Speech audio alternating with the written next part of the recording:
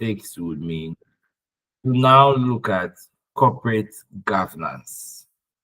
And corporate governance is key because it relates to businesses and how businesses seeks to react in relation to their stakeholders and their shareholders.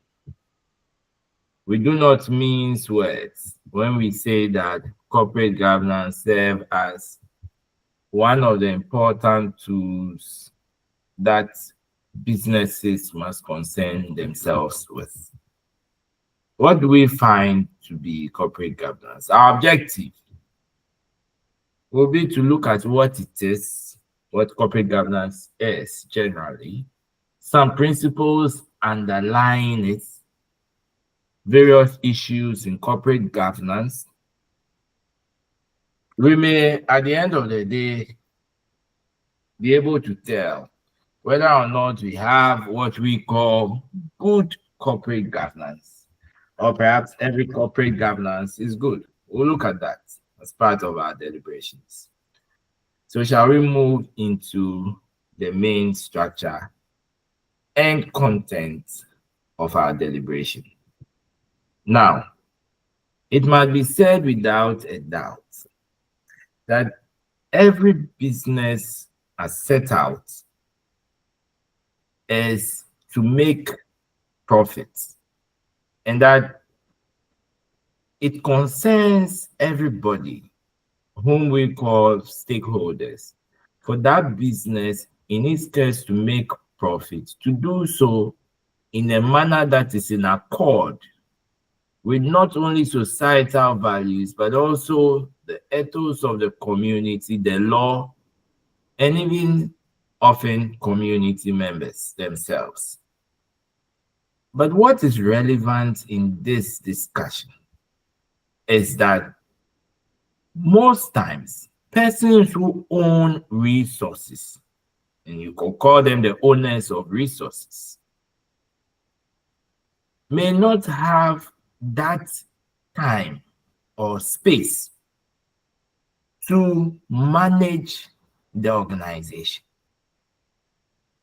And because of that gap in not finding the time and space to manage the business that they have contributed to set up, they go in and hire people. And those they hire are various material particulars, including persons we call the CEO, Chief Executive Officer, the CFOs, Chief Financial Officer, amongst other directors of the company. Now, the argument is that these owners of resources, having hired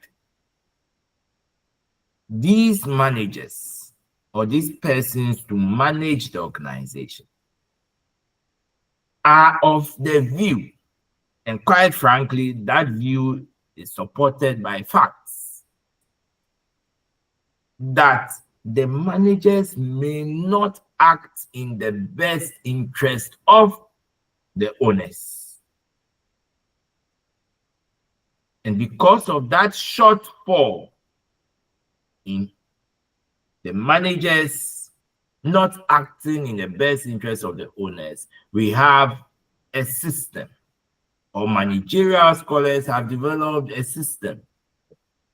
And that system serves as a check on these managers to ensure that their acts or inactions are in conformity with the spirit and the letter of the owners who founded them. In other words, you may have a company that you have formed, maybe 7 of us or 6 of us, if you want, on this platform.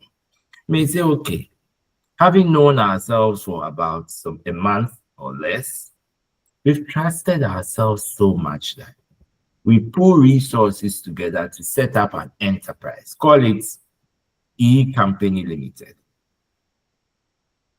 Now, 6 of us each of us brings about 1,000 cedis to set up E-Company Limited. E-Company Limited is now established, having gone through the due processes. But 6 of us, we are in our different lives. Some of you may teach from Monday to Friday. Some may be consultants consulting on various projects and traveling across the country. I may be teaching in primary school.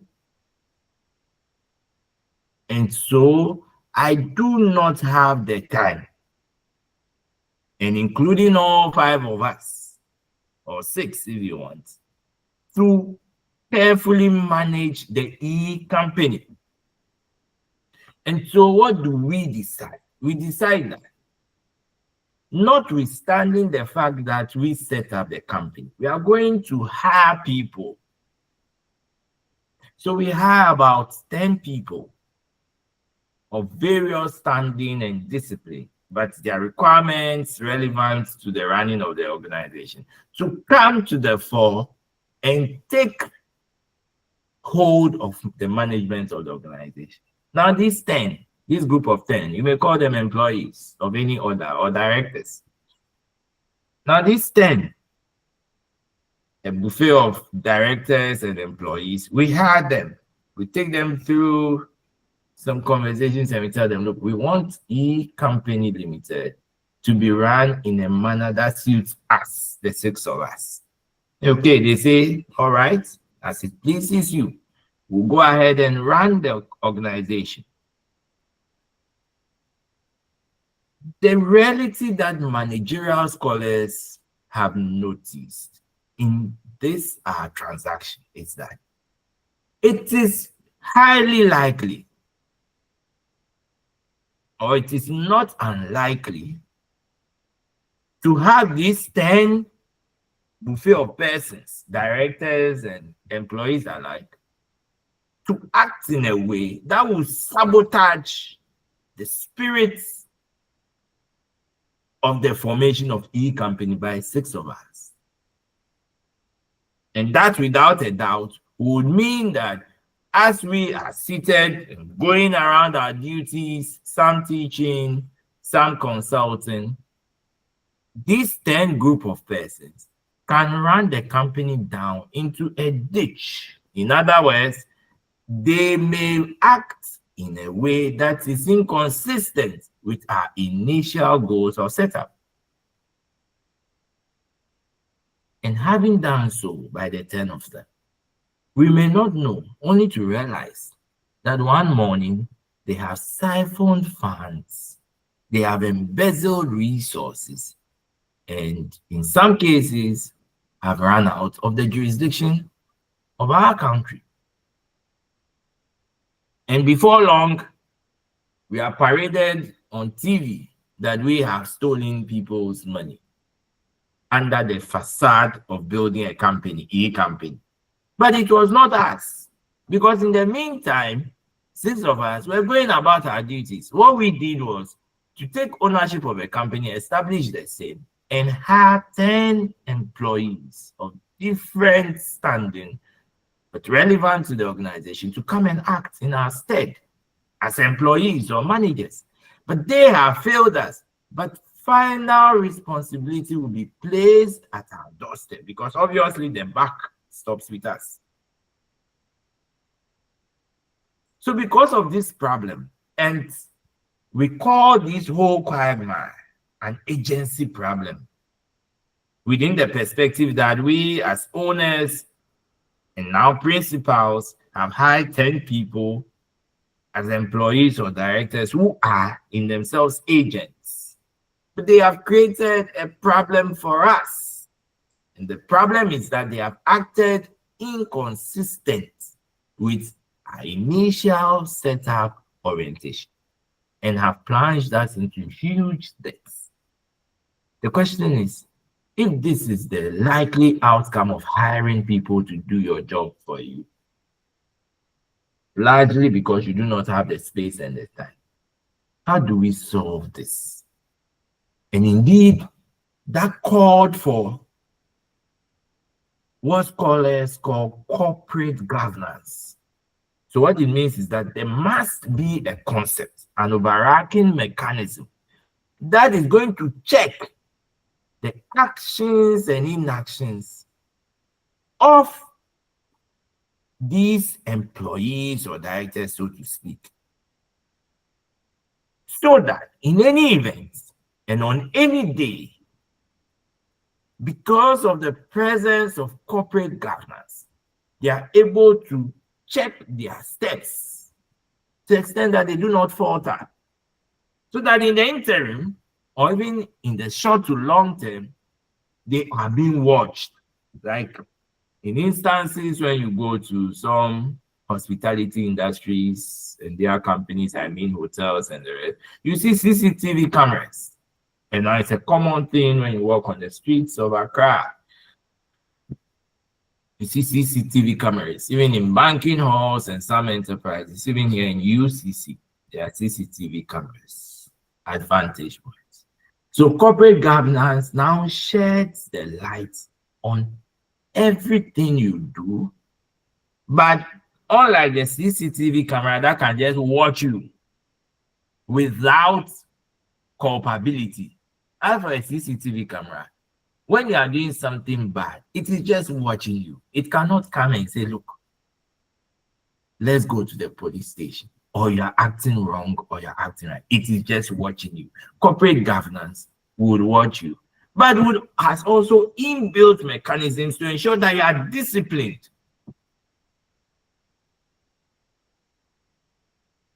It doesn't end there. So the conversation is not only about the enforcement bits of corporate governance, where breaches are punished. No. Corporate governance also has a preventive aspect, where by virtue of the institutionalization of corporate governance in an enterprise or business, call it whatever you'd want respectfully, you would see that people or reasonable minds in the organization would now be conforming to stated directives of corporate governance. In other words, because of the presence of corporate governance, agents will act right. But why not? Did they need it anyway? Did agents need the mechanism of corporate governance to ensure that they are with the line? Or they could have acted reasonably within the framework of ensuring that their shareholders or owners, if you want, benefit largely from their responsible conduct.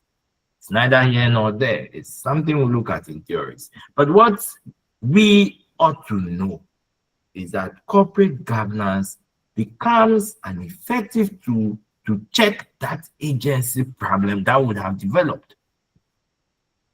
Whether or not corporate governance has met that end is a question for another day. But most significantly, corporate governance has a way of controlling agents that they are law-abiding and exercise good and valid discretion that are not repugnant to that of their owners. All right. So if that is said, what would then be the corporate governance in itself? What does it contain? I have attributed it or portions of it to a CCTV camera that watches what you do, but with more. So what is that corporate governance? What is in it that is able to prevent or enforce a certain level of discipline and engineer and engender some good behavior in agents when their owners are unavailable at some point? What is it?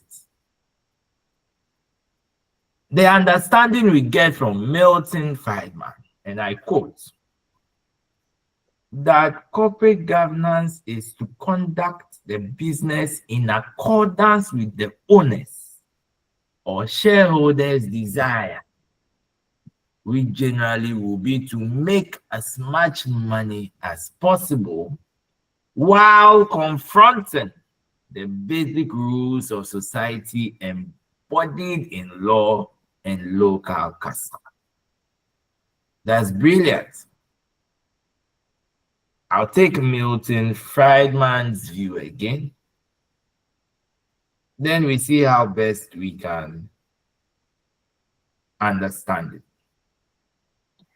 It says, and I quote, that corporate governance is to conduct the business in accordance with the owners or shareholders' desire, which generally will be to make as much money as possible. It doesn't end there. That aspect of the conversation, and I'm unquote, right?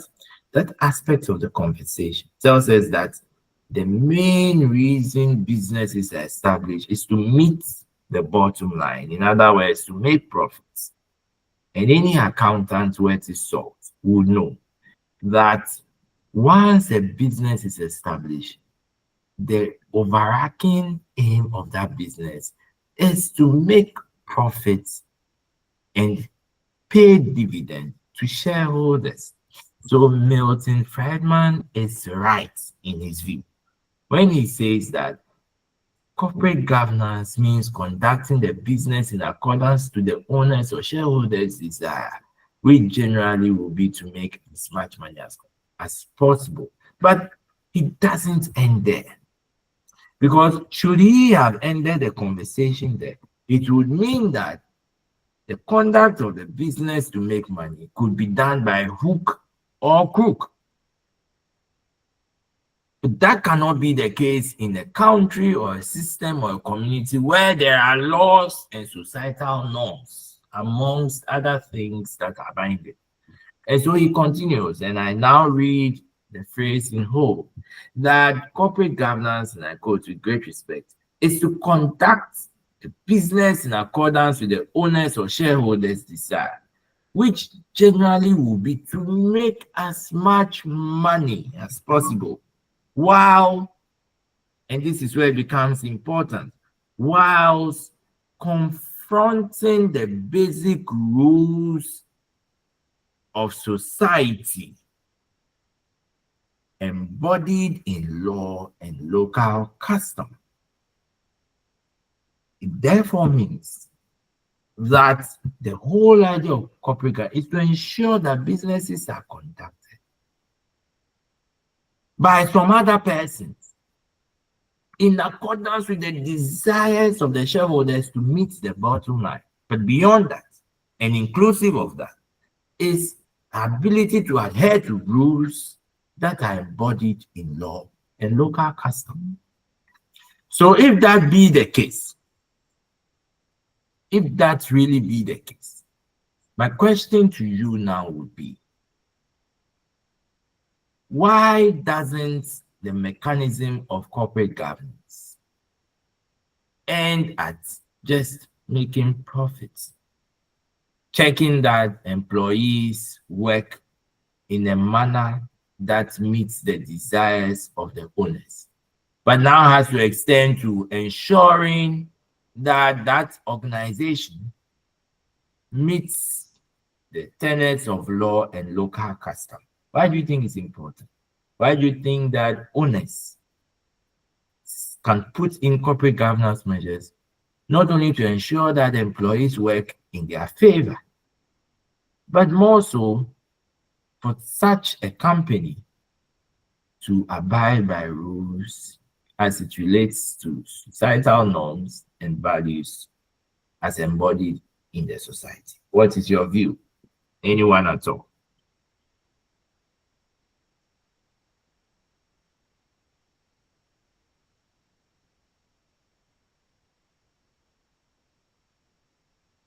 Anyone at all? Let's take it very quickly.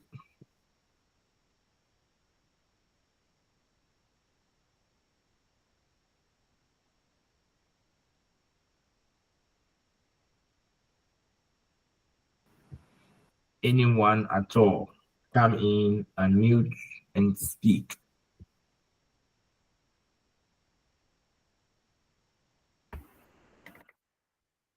Hello, sir. Good afternoon. Yes, good afternoon. Kindly proceed, Charles. Yeah, thank you, sir.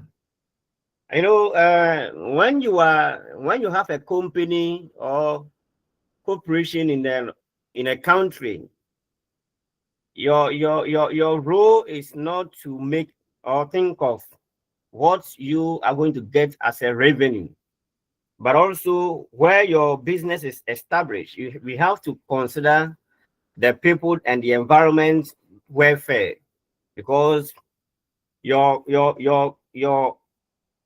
company can the output or the your company can do things to harm the citizen, and so we have to put things right so that they also benefit out of your company. That is where social corporate responsibility comes in. So we shouldn't think of only the benefit that you are going to get. We should think of the citizen as well as the legal requirement that uh, the taxes, the compliance, and all of that, so that the government can also get something out of your business that you are running in the country. Thank you. So we don't think of only your profit. We should think of the people and how to relate good, long-term relationship with the people. Thank you, sir. Thank you very much, Charles, and I appreciate your opinion. Indeed, the business can only survive within the remits of the environment which it operates. And Charles has said that very competent manner. I would fail to add any. Now, having known what corporate governance is, and we'll go into the mechanisms that it brings to the fore quite shortly. Let's interrogate for a while some principles of corporate governance as it would relate to a business setup. First, amongst the principles is fairness. Fairness as it relates to how you treat shareholders and stakeholders alike. But there is a bigger question. Who are shareholders? And how do they differ from stakeholders? People say that shareholders are stakeholders. Others have the very fervent view that stakeholders are all shareholders of the organization. Where do you stand? What do you make of it? Then we can understand the principles that guides corporate governance. What do you make of it? Who are shareholders and how do they differ from stakeholders? Or perhaps are all shareholders stakeholders? If indeed yes, are all stakeholders shareholders? If indeed yes, what will be your justification or explanation to that view? I'll take opinions. Hello, sir. Yes, how do you do? Good to Yeah, hear from you. yeah, Proceed. yeah. Well, sir, please, I will say all shareholders are stakeholders, but not all stakeholders are shareholders. Because the shareholders are directly influenced by the decisions of the company. They are the owners of the company. They have invested their money and demand that the company will also give them back in folks whatever they have invested. But stakeholders may be directly or indirectly affected by the company's decision. Thank you. Okay, thank you so much, Alilu. That's a brilliant point at that. Who is coming to add to the conversation? I'll take just a further view and we'll proceed. Kindly unmute and speak.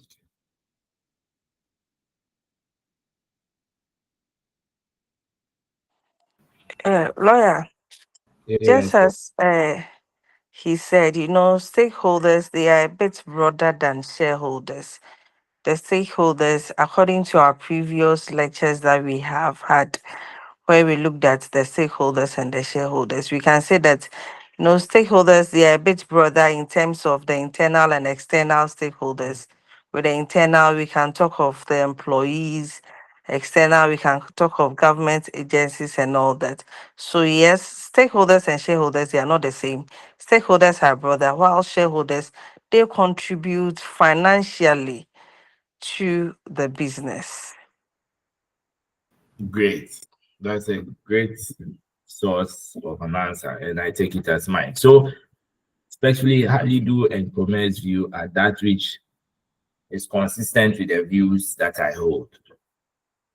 And so, having said that, it is relevant as a principle that we must all be fair and eschew unfairness in our conduct with shareholders and stakeholders alike. What the stakeholders need, as it includes shareholders, may be broader than what a shareholder alone requires. As we have rightly stated, the shareholders' view is for profits. But the stakeholders' view, the embodiment of which contains the shareholders and other actors like Poma said, employees, government agencies, even the media, community members, chiefs, animals, the environment, ecology, also have different needs. As much as you would want to synchronize and synthesize these needs, there may be some conflicts. What we call for is fairness. Ensure that you are fair in your relationship with both internal and external stakeholders, both shareholders, and also the stakeholder public.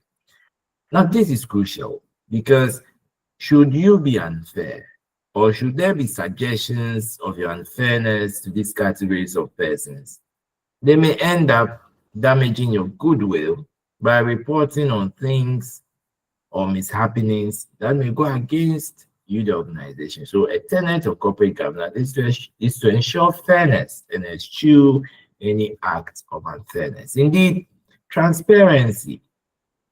Remember that the crucial understanding of corporate governance is respect to the fact that they are owners of resources, you may say shareholders, who do not have the space and time to act.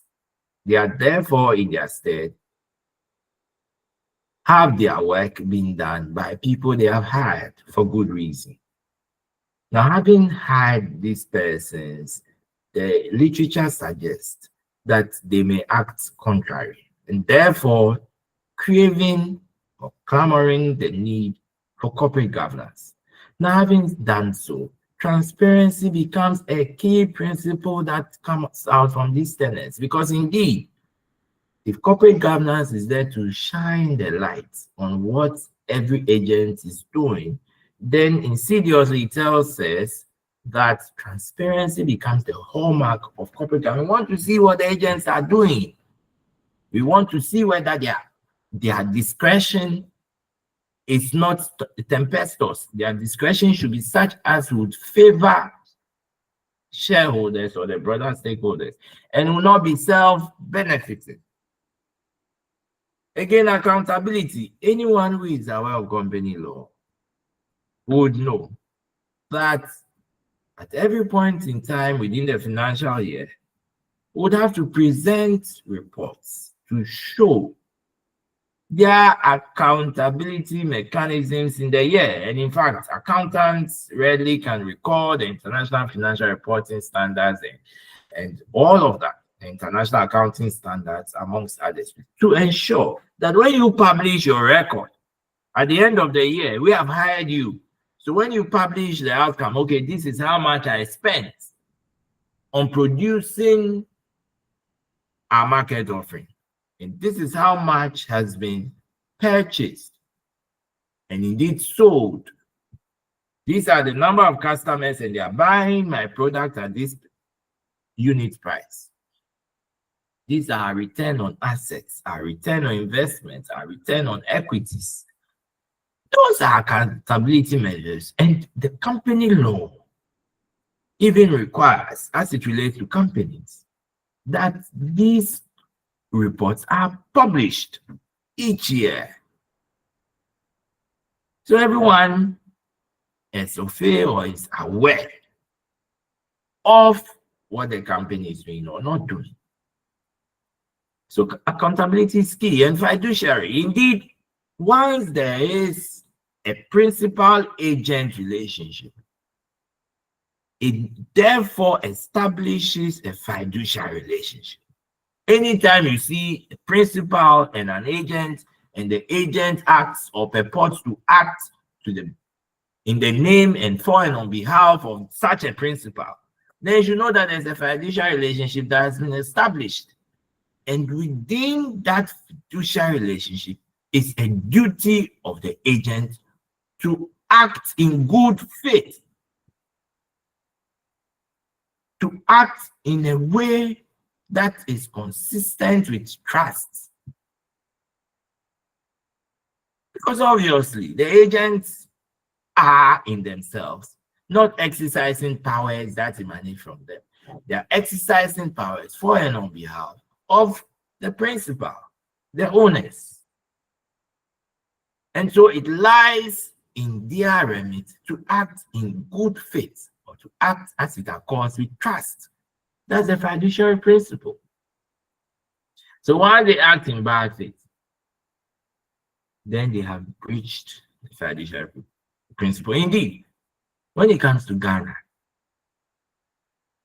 well, I do a little and I teach a lot more on public policy and political science and its aspects. So these views come closer to my mind.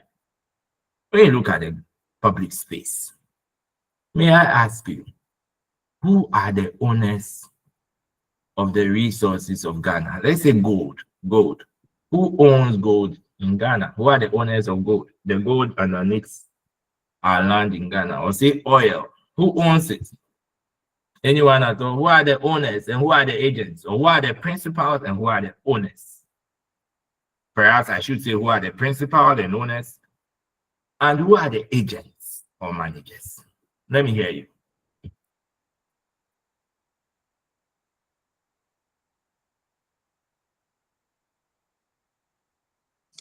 So I would say the citizens of Ghana are the owners, and the government appointees, or those that we vote for, are the managers of the resources.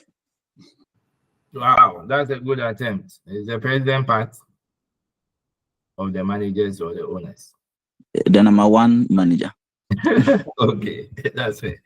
Okay, so who is coming? Who thinks otherwise, or who thinks consistent with Alidu's view and may wish to proffer an addition? Let me hear you. Lawyer, Yes, Boma. Kindly proceed. as for the owners, I agree with my brother that the citizens are the owners. But when it comes to management, in as much as we have public, we also have private.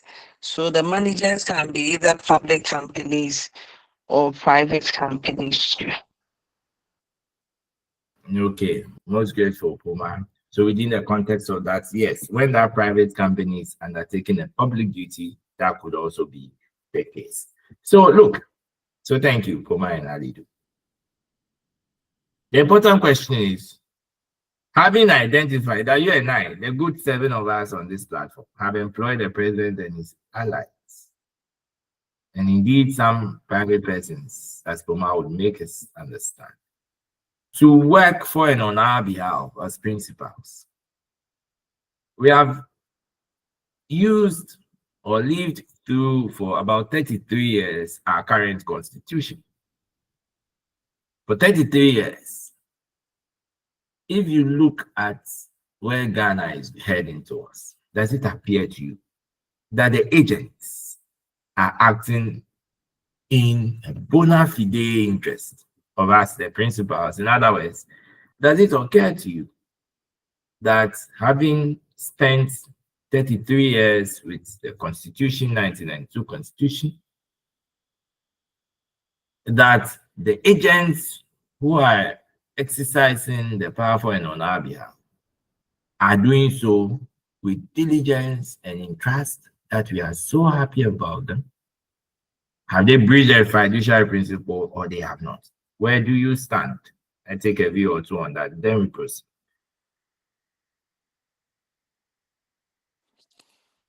Lawyer, some have, some too have not. Let me hear you. Oh, some of the agents, they have done well. Some too, they have not done well at all. Looking at what is really happening with the Attorney General dragging, hey, am I using the right word? Not even dragging, like taking public officials to court based on spending monies which belongs to all of us. I can say some have done well, others too, they don't even account for whatever they have been entrusted to them to manage or look after. Thank you. I like the word entrusted. Great. Thank you, Poma. I take an additional view, then I'll proceed. Have they acted in the best interest of us, the principal? What's your view?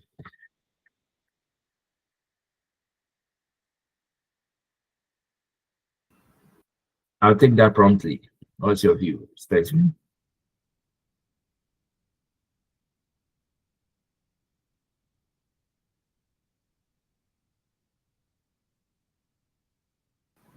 Anyone, we're about 7 on the page. Let's not be repeating things as to who is coming. Just unmute and speak. Then we make headway.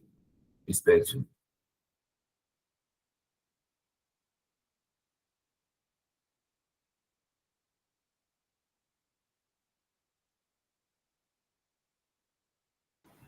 All right. So beyond those principles, I also have further points to elaborate on is reliability. Now, as a company in operation, your shareholders having established with their sweat, their hard-earned money, would want a certain level of honoring of words. A man is taken by his words. And of course, a woman, I use man in its dual form. And so every agent acting for and on behalf of the principal must commit to honoring words so that you are reliable. There's this case I'm handling. There's this woman who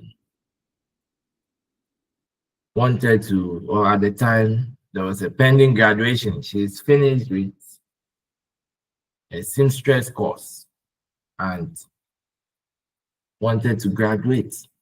They gave all of them a type of style, all the graduates from the seamstress or tailoring school, certain cloth, unique cloth to be worn on the graduation day. She takes the cloth and hands it over to an established tailor elsewhere.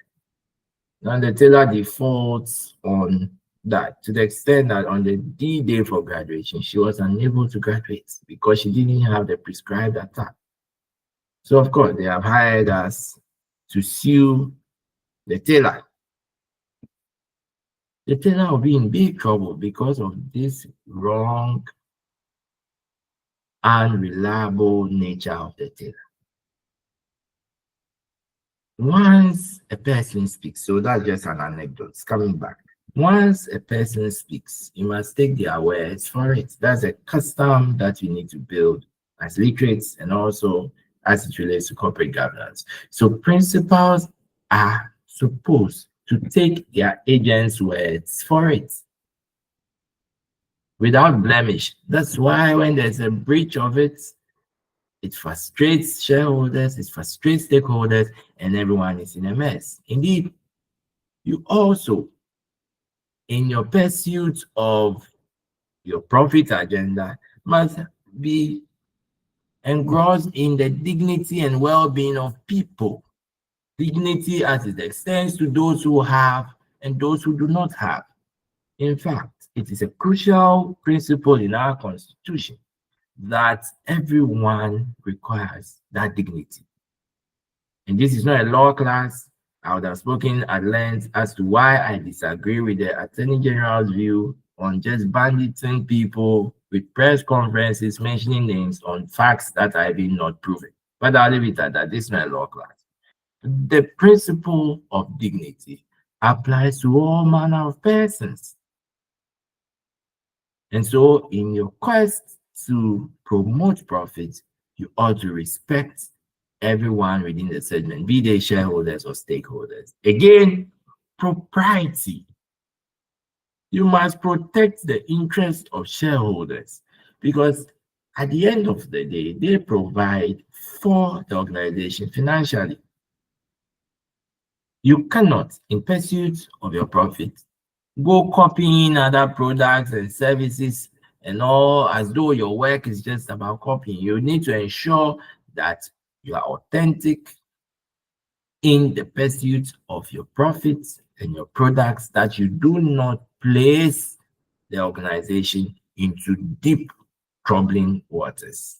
And indeed, because you operate in an environment, you ought to be socially responsive. And that's what I think Zehali do, permit me if it's not you or a colleague having shared this view, stated that corporate social responsibility is also a key practice. So that underlines the view of corporate governance as it relates to its principle. Now, we'll proceed to some of the issues in corporate governance. But you know that before we get here, we would have to have discussed the structure of the board and all of that. And so we would come to this quite shortly in subsequent slides. But to whet your appetite, the view is that corporate governance comes as a mechanism to ensure that the right thing is done. What are its mechanisms? And that is where we go to. These are the mechanisms of corporate governance. So that now you have a clearer picture of what it is before we go to what the benefits of it, which I would invite you, eminent persons, to tell me what they are. Let's go to the mechanisms. Now we say that corporate governance is perhaps as animated that CCTV camera that can enforce compliance in the organization, so to speak. What does it entail? The mechanisms of corporate governance, and remember my Milton Friedman's view, are of this nature. It could be internal or external. Corporate governance now manifests in its mechanisms in two poles: internal corporate governance mechanisms and external corporate governance mechanisms. Let's stay on the internal. Indeed, the ownership structure. When you have an organization, it is funded both by equity and by debt. And by equity, we mean that there are shareholders who bring their monies together and do not want their monies back there and then, but they want dividend. It's also funded by debt, where, or you say debenture if you want, where you go for some loans from individuals to manage the organization. Now let's stay on the equity bit, which is the ownership structure, because that's where debt financing and all are not persons who become part of the business. You're just giving me a loan, so we'll leave that at the external. But those who form the organization, who bring equity to the organization, or shares, if you want, that's why they are called equity holders or shareholders. They form the ownership structure. You want to be careful that in forming your ownership structure to achieve corporate governance, there must be clear mechanisms of how you would institutionalize the classes of shareholders. They are founded. Say 6 of us have founded the organization. We are subscribing to say 10 shares each. if another investor is coming in to subscribe to 1 million of our shares, you have subscribed to 10 shares. That investor can easily take over the organization, and their views will become superior to our views. So, in ensuring that you meet the ideals of your good self as shareholders, and to ensure that you don't have people who are outside with fat monies and fat accounts coming in to change the focus of the organization, your ownership structure must ensure that as shareholders, though you subscribe to little shares from the beginning, when there's an investor coming, you ought to revise your ownership structure. So that is okay. Well, we are the founding shareholders. Anyone who comes, though you contribute 1 million, you are beneath us. That must be said. And these are matters of law we can discuss endlessly. So the ownership structure is important.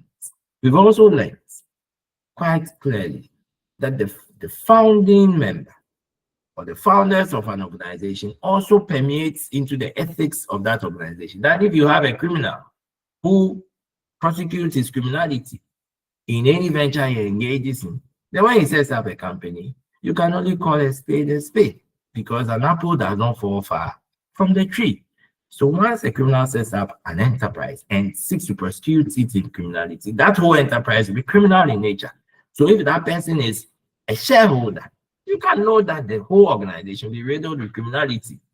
And it is an affront against corporate governance principles. In other words, when you have an ethical person who is part of the structure of your ownership, then there's a lot of hope that the organization would act in ways that are congruent to corporate governance ideals. The second, internally. So you want to start corporate governance, look at the ownership structure. What are those there? They will be able to tell broadly how the organization would act. The board of directors. And this is what would engage our thoughts when we go on. And people mistaking the view that corporate governance is about the board of directors. It is plainly not. It is just an internal mechanism that is used to achieve an end. But be that as it may, board of directors are also internal mechanisms that we can use in enforcing corporate governance. What does the board do? Now think of it this way. And let me go back to the story. Now I'm at the point of sounding repetitive, but for good reason. I've already intimated, and I would say that there are owners who have resources. They don't have the time and space. They have therefore hired people to prosecute their agenda of running an organization. But in doing so, scholars say that, look, these agents, as they are properly so-called, would act inconsistent with your interests. So put in a CCTV camera, which is corporate governance. As part of the internal mechanism of corporate governance, it's the board. The board. So the board is now like a CCTV camera that is watching. We've looked at the ownership structure. We are now looking at the board. Who are those on the board? What does it consist of? Why do we, as experts in corporate governance, always call for boards or governing councils if you want? We'll see it in subsequent slides why we need boards. But suffice it to say that at these very preliminary stages, board of directors is a mechanism that helps in ensuring that there's an enduring corporate governance practice in every organization. And on that board, we'll see what is there. Who are the people there? But safe to say that while we get in the jiffy, I would like to state that there you have the owners sit with the managers and some other people. And the owners will sit and listen to the managers, account to them in the presence of others. We'll see those on the board. You should just sit back and relax. Again, another structure as it pertains to internal corporate governance mechanism to ensure compliance is executive compensation. Look, the argument is that when you have executives having good pay And by executives, we don't mean all employees because of inequity. Executive compensation must be looked at. You have brought senior executives onto your company or into your company, so to speak, and you are paying them a paltry sum. They would never be effective. When you have CEOs, CFOs, CGOs, and whatever else you have, you ought to consider that these are market leaders. And when you bring them into your organization, you need to give them the adequate compensation that is worth their impact or influence. Otherwise, they will not be able to run the organization in a way that suits you, the owner. It's like hiring a lawyer. You come and complain and complain and complain. Okay, I've heard you. Pay legal fees. You won't pay legal fees. Then you say, oh, but there's this other lawyer, he's taking 1,000 CDs. Why not go to him? There's a colleague of mine, there are some clients who came to me, that lawyer told me that when I come, a matter like this is 5,000 CDs. A matter like that. That's what the lawyer told you. 5,000 CDs. Then go to him to do the case for you. Why are you coming to me? If you have the price and the matter, you know how much another lawyer told you to come and pay. Then go to that lawyer and pay your 5,000 and then they'll listen to your case for you. All right. So coming back, you ought to pay good sum of money to these executives. And elsewhere in America, and even somehow in Ghana, when you're running American and British companies, executives are paid very good amounts of money, huge amounts of money. Sometimes it bewilds the employees. They are shocked. How come I'm earning this paltry sum and a CEO is earning all of these with a lot of perks? Perks of the office, cars, houses, amongst others. But it is an internal corporate governance structure. It is not lost on us because when they live big and good, they're able to work in the interest of the owners. That's the whole idea. But when you're an owner in high executives and you don't pay them well, the understanding we get is that they'll be complicit in some of the issues that will cause the organization to run down. Now, let's leave the internal and come to the external bit of it. In ensuring corporate governance, there must be rules and regulations that must be adhered to. Remember Milton Friedman. Whereas you seek the profit motive, look to abiding by laws in society and in custom. So rules and regulations also aid the organization. You cannot, as a mining company, mine in a way that will disrupt, pollute, contaminate water bodies. So when a company is doing so, it's breached the law. Simplicity. It doesn't matter whose ox is God. You have breached the law.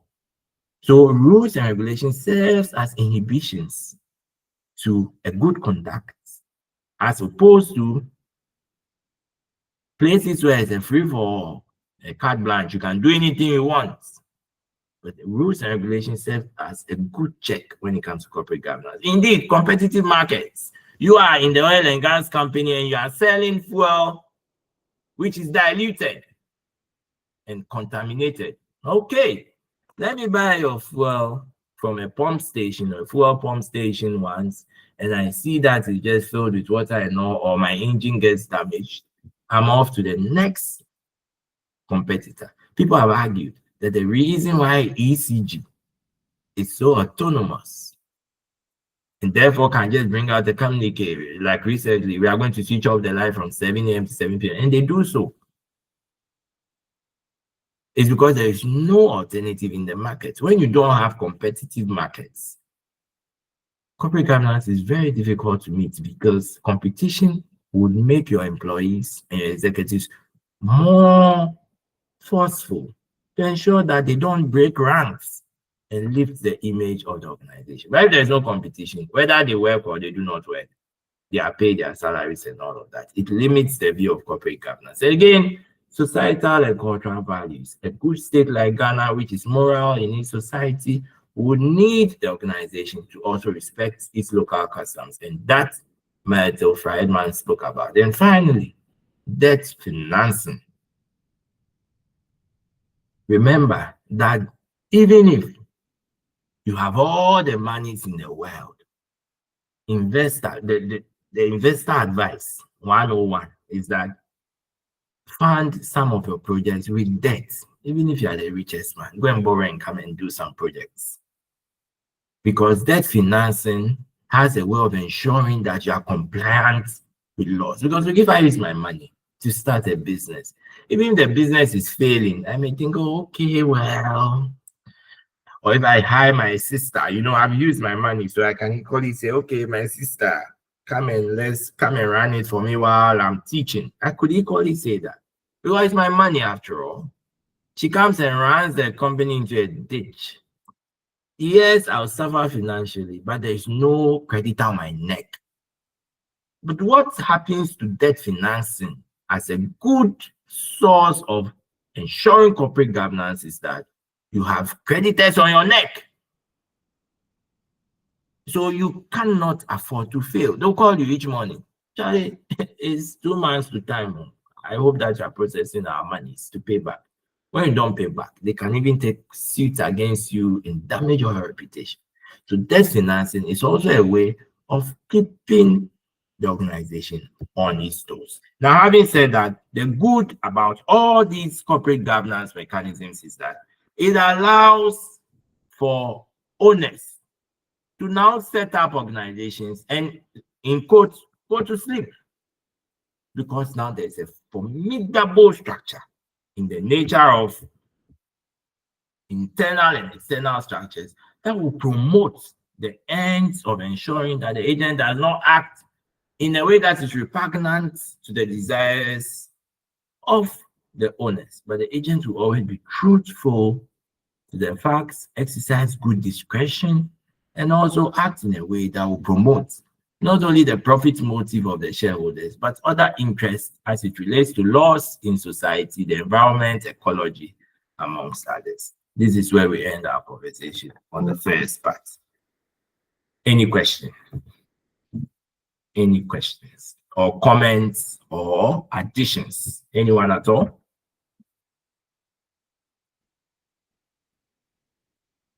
Okay, if there be no question, we'll move to chapter 8, but we'll take 10 minutes break. It's now 12:50. We'll come back at 1 p.m. Thank you very much.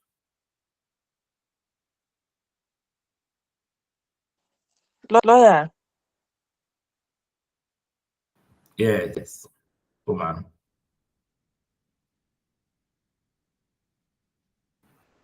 Hello, Poma. I can hear you.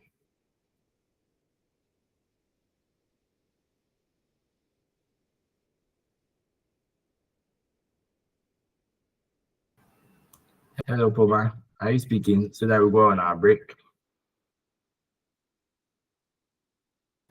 All right, colleagues, we'll come back at 1 p.m. Thank you very much. I hope I can be heard, though. Anyone who hears me should just respond. We'll come back at 1 p.m. question.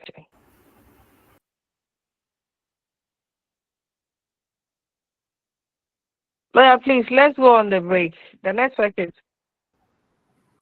Very well.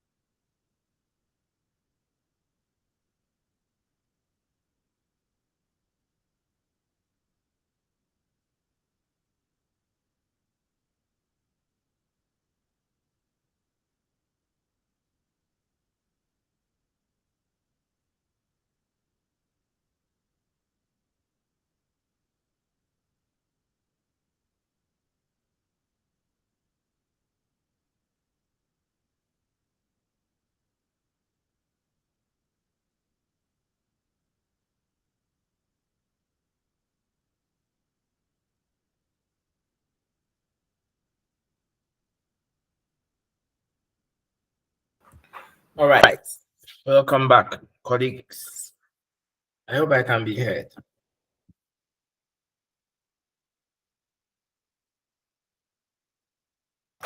Can I be heard, especially? Very well. I'll proceed to the next conversation. And Boma, did you want to have asked a question in the earlier time? Yeah, so you briefly spoke about it wasn't even part of the class though, but you said something on Attorney General coming into the public to say a lot of things even before going to court. I want to know, he is the Attorney General. Doesn't he know that what he is doing is wrong? Or can someone sanction him, take him to court for him to stop all that? Yes. He knows what he's doing may not be entirely right, but he's also a politician. And so anyone can take him to court for him to stop that because the dignity of people are at play. But other people argue in his favor that once you have engaged in corrupt or you're alleged to have engaged in corrupt activities, because we are the principals, we require transparency and all. So you need to come and tell us before you even go to court. You tell us. When you don't win in court, at least you have told us in the interest of transparency, good governance, and accountability. So they argue in his favor that what he's doing is right. But again, the same premise of the Constitution suggests the dignity of a man. And so when you act in such a way and your dignity is now slaughtered even before a court of competent jurisdiction hears the matter, and sometimes they go free. Today, there are names when I mention, everyone tags them with corruption. If you know Woyome, anyone who mentions Woyome case, you think that the person speaks of corruption, but he has been cleared of the charges. Okay, so those are the parameters. There's an argument for and against. However, of course, you can go against the attorney general to let him stop what he's doing. But whether a court will grant that is a different matter. That is answer your question. Yes, though. Okay, very well. Great. You should start going to law school. It looks like the law is too sweet for you, Poma. Go and buy your law forms, and then you should start in earnest. Oh, I beg, old age, old Hey, age. you can go, small, you can go. Okay, all right. Indeed, but it's good to always be abreast of these issues. Now, as we proceed, we are coming to center on an important aspect which normally provokes a lot of sentiments in the exams. Kindly note that in this university and perhaps elsewhere, if you finish writing an exam, especially when it borders on section B questions, you want narrative essays amongst others, subjective modes of answering questions. Please, when you are asked questions, even what is corporate governance or what is ethics, please use theories. Don't come out from the exam hall or wherever. And you've just written stories and ending stories with the greatest of respect. If you do not cite theories in your answer, you cannot but fail the course. And this is where we get those who do not come to class. Because obviously, some they may not be told and they may not hear it. You now, as I speak, imagine that all 6 of you are awake and you are not sleeping. I'm just imagining. You would hear it in your subconscious. On the day of the exam, you hear that, oh, HS said that you should add some theories. When you are reading, it will occur to you, HS said you should add theories. Those who do not come at all will be in harm's way. But like the musician said, now who caused them? So indeed, anything you have to write on subjectively for 20 marks, 15 marks, 10 marks, what you have to write and explain yourself, please, your pot of call It's the theory. What is corporate governance? You're going to write a lot of things. You need to suggest to us with theories. No matter how lengthy your exam script is, you may even add more papers. If there are no theories, you will fail. Now let's go into the meat of the matter, because these were all students over the years would want to say that they really did not get the picture and cannot therefore apply them to the facts. I'll do it as easy as you would find. But you may pay attention at your own advantage. Now, these are the theories that we'll be looking at. Let us note that theories helps us understand phenomena. And that corporate governance, again, was not couched in a vacuum, but it hinges on a lot of theoretical perspectives that have called for it. And some of these perspectives even call against corporate governance. Some perspectives hold, in theory, that we do not need corporate governance. Some others say we need it. Your take would be based on your posture and which theoretical belief you accustom your minds to. Let's start with the first and the most obvious. We've looked at the agency problem, so it tells us clearly that the agency theory speaks to why we need corporate governance. And because I've repeated myself over and over and over again, can someone attempt to tell me why we need corporate governance? The story form.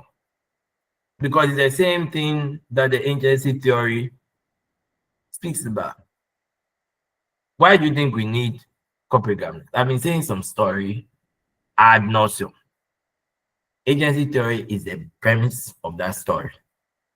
Who can tell me, in your words, why we need corporate governance in the agency theory? Can anyone? Can anyone attempt it? It's a story I've been saying since we started. Can anyone attempt it?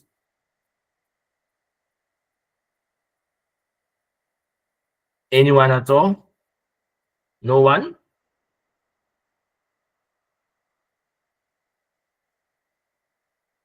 Silence means consent, or it does not. Anyone at all? Can you attempt it? A story I've been saying ad nauseum since we started the conversation on corporate governance is what the agency theory speaks about. The issue of a principal and an agent and all of that. Who knows the story? Who can tell me the story?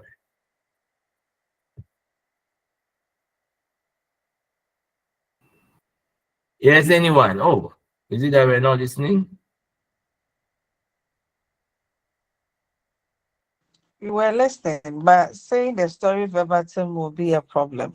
I've not called for that. I've called for an opinion on how you find that story, why we need corporate governance. I've been saying it from the beginning. Okay, I'll say it again. Oh man, is that okay? But I'm not calling for a verbatim answer, just a view. Okay. How do you do? Is there a mistake or you want to come in? Sir, Yes. what I understood is that the corporate governance is, according to the agencies, about the managers and the shareholder, that is the agent and the principal. So the agents are to work in the interests of the shareholder. That is, they have to make sure that they provide dividends, they get enough dividends for the shareholders. That is the main reason why an institution or an organization is established. Okay, thank you, Alidu. Yes, you are a theorist, a partial one at that. Good, thank you. Now, let's take the story again. At the risk of sounding repetitive, but why not? And I just hope and pray that you get it. Anyhow, because this one, I can promise you, even on my dying bed, that it would come in the exam. Because all 6 or 5 questions that you'll be having in writing would have you argue with theories and principles. You cannot run away from it. I'll leave it at that. Agency theory. Why it supports the need for corporate governance. I just said a bit of it. That they are agents. You and I have money, but we cannot have the time and space to manage an organization. And so we hire people. And therefore, we becoming principals and they becoming agents in their own rights. That relationship is a principal-agent relationship. But scholars have said that there's evidence to show that the agents have the tendency to act in a manner incongruous to the desires of the principals, as the agents who act in a way that is incongruous to our desires. And so, if they act in such a manner which is inconsistent with our ideals and desires, it leads to an agency problem. An agency problem. And that agency problem can only be solved when we bring the mechanism called corporate governance, which is therefore to ensure that either through laws, rules, board of directors, any means of ensuring that the agents will now act in the best interest of the principal, because there will now be a third person that is watching the actions of the agents and reporting to the owners, or ensuring that there's compliance with laid down rules and regulations. That is what the agency theory holds for the need for corporate governance. I'll open the floor now again, the second time. How does the agency theory support corporate governance or the need for corporate governance? Let me hear you. I want to know how to get to those who are on the screen. I'm unable to recall how I normally do it and get to the people who are on the screen. Can anyone show me? It will be difficult. How do I get to know those who are on the screen? Okay.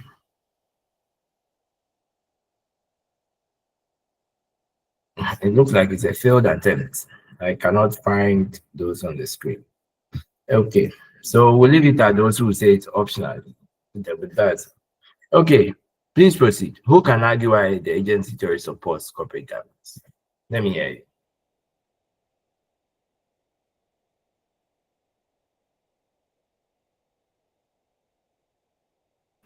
Let's do it quickly. We have a lot more theories to tackle.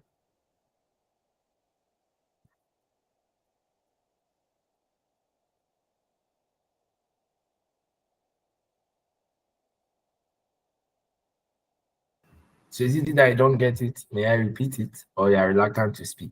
If it's the third option, I'll just proceed with the other theories. If you are reluctant, that's okay. I'm fine. No, But if you don't understand, let me lawyer, repeat. Yes, come on. let me try. You said there is a need for corporate governance because No, I didn't owners say. of company. What you understood was that, okay? You understood that. Is that Okay. correct? Right. Okay. Yeah. Yeah. So my understanding is that there is a need for corporate governance because owners of companies usually do not have the time. So they become the principal and they will get the agents to act on their behalf. And to ensure that rules and regulations or whatever they have stated goes on successfully, there should be corporate governance, which will serve as, if I'm using your term, a CCTV camera, which will ensure that everything that they have stated or everything that they have agreed on is going on successfully. I largely agree with you, Puma. Good. So it means that then the issue is about reluctance to speak, not that you don't understand. It's the reluctance. Okay. So if it is the reluctance, then I'll proceed, because Puma, your rendition of what I said is spot on. That's really it. Good. All right. So if it's reluctance, once I open for opinions and none comes in about a second or so, I'll accommodate the fact that it's an internet, and so the views may delay. But about some 5 seconds or more, I'll just proceed to my next conversation because it is reluctance, not that you don't get it. So thank you, Puma. That's a brilliant point. But Puma, it's not reluctance on your part. You have been with us and you've been speaking on all these platforms for a while. So I'm grateful. I think Halidu to that as well. There's a child, I should say. Is this woman who should have been with us? I do not see her. Is it Elizabeth, if I'm not Yeah, mistaken? uh, Oh, lawyer, she's in the hospital right now. oh, my extend my grace to her. Let her know that I wish her a speedy recovery. Yes, sir. Very well. Okay, good. Thank you. Okay. Now there's class participation, so that is okay. And indeed, for those who also participate in class, they also benefit from the lot of it. That's fine. Okay, now let's proceed. So spot on, agency theory. When the agents fail, there'll be a problem. It will bring a lot of cost, legal suits and all. And so there's need for corporate governance to help stop that. But colleagues, there's an interesting twist to another theory that tells us that we don't need corporate governance. So interesting. It says we don't need it. And normally these two theories, they go hand in hand in negation, yes. But when you are writing, this kind of narratives adds to your thinking and it propels you onto higher marks, if you wish. Now, the stewardship theory is the theory that speaks about the need for ensuring the hiring of qualified people in a way that does not need corporate governance. To it, if you recall, remember that in the Garden of Eden, I'm sure if you're a person of religion of any kind, you should perhaps have chanced on the story, the Garden of Eden, where it is stated, arguably, that Adam was in the garden, was to act as a steward. Now, the stewardship theory comes from that view. And it is said and stated that when you bring agents to act for you, you need to have the trust that will act in your best interest.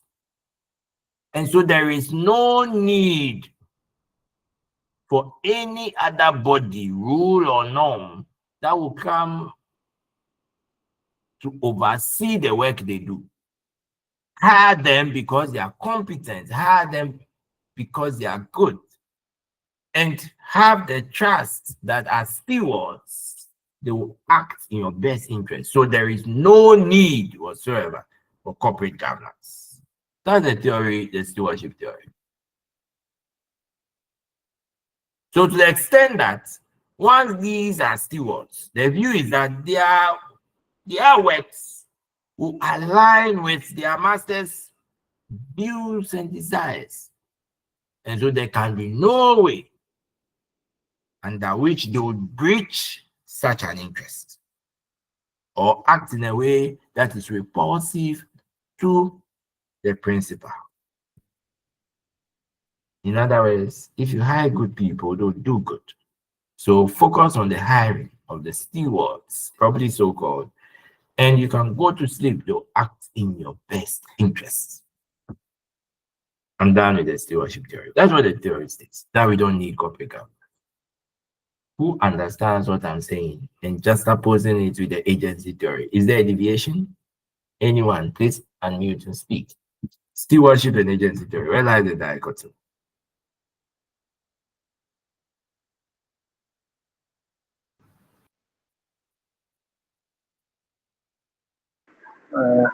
Lawyer, So, Abdul, continue. to my understanding, to my understanding, the agency theory, the agent is hired and also supervised to do the work. But when it comes to the stewardship theory, uh, the agent is hired because he's competent. You believe in him and you trust him. So you don't need to supervise him to do the job. He's going to do the job by uh, by him, yeah, by himself. Great. I hope what Yes, I've said. yes, I don't.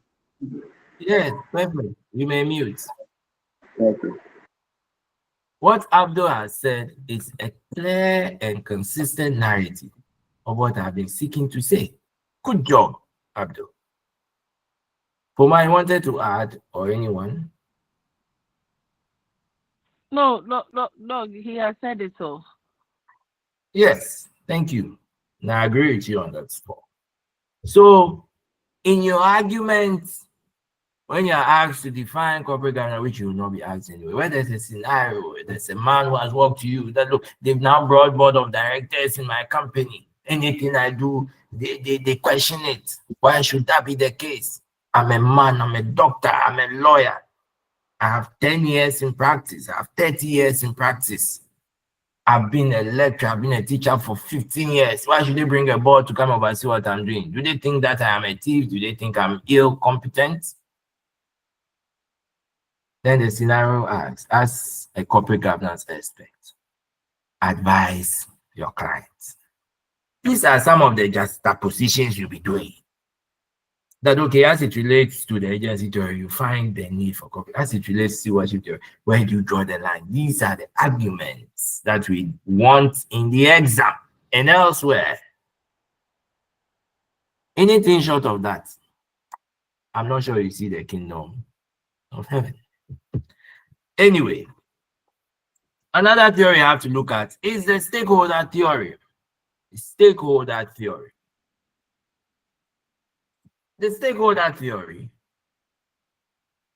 And let me take the shareholder theory first before I take the stakeholder theory. Okay. The shareholder theory is of the view that at the end of the day, an agent has acted right when what the agent does inures to the benefits of the shareholder. In other words, when a company is run by agents who make profits and meets the bottom line, then the shareholders are satisfied. Anything short of that, they are not a good agent. You have set up a business to make profit. The shareholder theories of the view that make that profit, meets the profits, and pay us dividend. Then we go, we continue with the business. Then we know we have value for our money that we have expended in forming the organization. That's the shareholder theory. But the stakeholder theory, which is broader, talks about three important things. That an agent is seen to be good or to have acted in the best interest of his principals when indeed that agent ensures that the company makes profit, yes. But beyond that, does not damage the environment and also protects the people or cares for the people. There's a concept we call the triple bottom line concept, which suggests under the stakeholder theory, the triple bottom line, you may write it down if you so wish, which suggests that a business that is stakeholder oriented must meet three lines, which is people, it calls it a triple bottom line. It says must meet the interest of profits, people, and planet. To it, a company that is stakeholder oriented must make returns for its shareholders, indeed must meet societal needs, and it calls it people. And finally, planet must meet environmental needs. And all these three encompasses the view that the stakeholder theories take. So, in other words, a company that makes only profits may satisfy the shareholders, and that's a shareholder view. But the company that must satisfy the triple bottom line is stakeholder oriented. So again, in a factual scenario, You may be asked, there's this company that is supporting boreholes and is building some roads in the community and allowing community members to access scholarship, and the shareholders are annoyed. They are telling the agents that, look, you cannot be paying school fees for people in the community because we set up to produce mining products. What are you doing paying school fees of community members? Why are you building roads? If you need potable water, is it our duty? It's government duty anyhow. Advise that shareholder who has come to you as your client as to whether or not a company can pay the school fees or can open a scholarship fund with a view to funding the less privileged in society. You have to advise. There, you are going to look at some dynamics of shareholder theory, stakeholder theory, and then you probably advise. See how interesting this is. So that is where it is. Again, the next theory. So we've done 4 theories. We have some more to go. 4 theories. Remember agency as opposed to stewardship theory. Remember also the shareholder theory as is opposed to stakeholder theory. When a case scenario comes, you are to justify why you want to take this route in the exams and elsewhere. Then we also have the sociological theory. Now, the view of the sociological theory is that we are in a scenario of a society. The business once in operation is in a society. And therefore, the distribution of power and wealth within the organization, within the board, within whatever space, must project that which the society reflects. In other words, if the society respects its adults, a business operating must respect its adults. Then if there's a corporate governance mechanism that is supposed to ensure that a business is operating within the confines of societal norms, then that corporate governance mechanism must also ensure that the members of the organizations are respected, because that is the ethos and value of society. So sociological theory just emphasizes on the norms in society and how a business ingrains those norms within its space, such that the corporate governance mechanisms ensures that at every point the business is acting consistent with societal values and norms. Because should they derogate from that, then they are at a risk of being termed as a persona non grata, or people or a company that is not relevant in that community. So I give an example. A company has been mining for 10 years and the community members none of them have been employed. They're in abject poverty. There's no potable water, and the question is asked. The community members want that organization to shut down, knowing very well that a company distributes power and wealth equally. They are part of the elements that distribute power and wealth to ensure that there's equity in the whole nation. What would be your advice to a client? A group of chiefs have come to you. We want this mining company to shut down. They are not helping anyone. Our values reflect kindness. What will be your advice to them? You can only advise them in your favor when you base it on the sociological theory. If you use the agency theory, you will not reach there. If you use the shareholder theory, you will not reach that conclusion. The stakeholder theory will get you there. The sociological theory will get you there. I hope you're understanding these concepts thus far.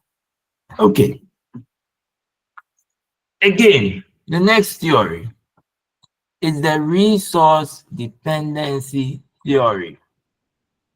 The resource dependency theory.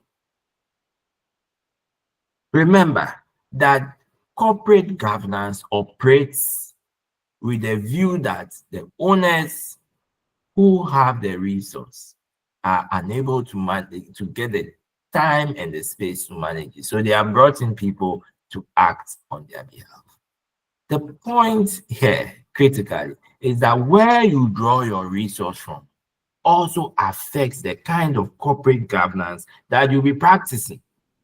If you draw your resource from a wrong source that does not eschew any level, or that eschews, I should say, that eschews all goodness, then it means that your organization will be a filthy organization, and therefore your corporate governance efforts will be up to naught. But once your resource is gained from sources that are legitimate, sources that are ethical, then the understanding is that the total organization and its corporate mechanisms would also be ethical. I'll take that again. You have an organization and it sources its raw materials from the ills of society. Imagine you have a setup, you buy gold, minerals, right? And you are always buying from persons who engage in galamsey. Can yours be a fruitful business? Because your resources are dependent on crude sources. So it affects everything else in your organization. Your corporate governance structure will fail. Because if you're in a community and we say galamsey is bad, illegal mining is bad, and we all wish to refrain ourselves from such a dastardly conduct, but you have set up an organization and your resource, your main source of stock, your supplier channel is gold from galamsey sites. Are you sure that you're able to put in a corporate governance mechanism that will check ills within the corporate space? No. You have poisoned the whole atmosphere because of where you are sourcing, where your resource is hailing from. And therefore, we say, as we say, that a fruit from a poisonous tree is also poisonous.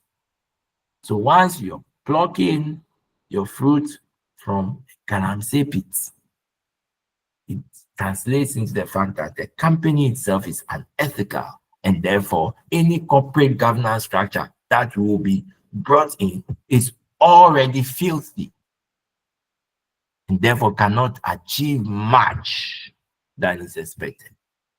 I hope that is clear. Resource dependency. Where do you get your resources from? Ethical resource outlets or inputs will lead to a good corporate governance mechanism that will spur growth. But ill-gotten inputs or resources will translate into an unethical society, and no amount of corporate governance can arrest the rot in that system. I hope that is gotten. You may ask questions if you wish. Again, another theory. We are on our way. Another theory is the transaction cost theory. Transaction cost theory. And I hope that some of you at home are taking notes, because on the last days, if you take these scanty things, comprehension of the same becomes quite difficult. But those are advice that are given unsolicited. So you may wish to take it or deny it. But I'll just encourage that you write something small as it relates to this, but that is your right to exercise or not. Now, the next theory is the transaction cost theory. And here it builds itself within the framework of expansions. Now, when you have the theory is set in this form, then when you have a small business, you have 3 employees and you have the time to come to work. You are just selling some fruits, something small. Your stock is 100 cedis.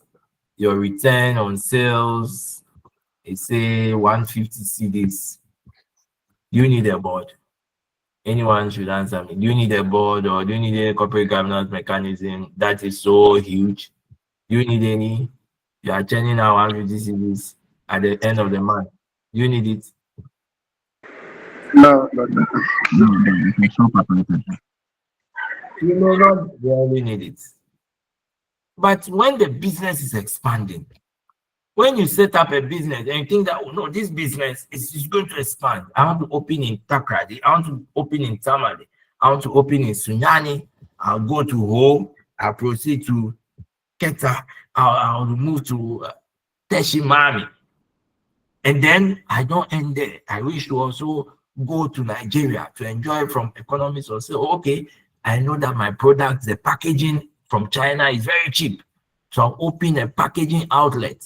This huge business, can you do without corporate governance? You may unmute. Can you do it without corporate governance? You may unmute. No. Very well. No.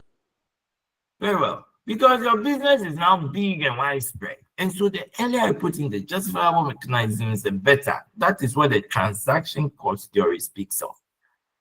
That when the company seeks to expand and enjoy from economies of scale and economies of scope, then you need corporate governance. Otherwise, if it's just a small family organization, 2 members as employees, the owner is available to check the helm of affairs. Indeed, they don't seek to expand.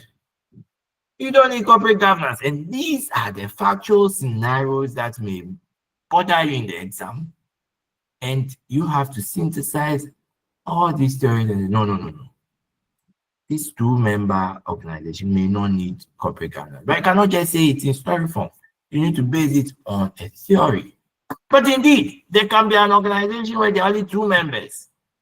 But there are a lot of technological systems that are working and they are running huge amount of data and influence.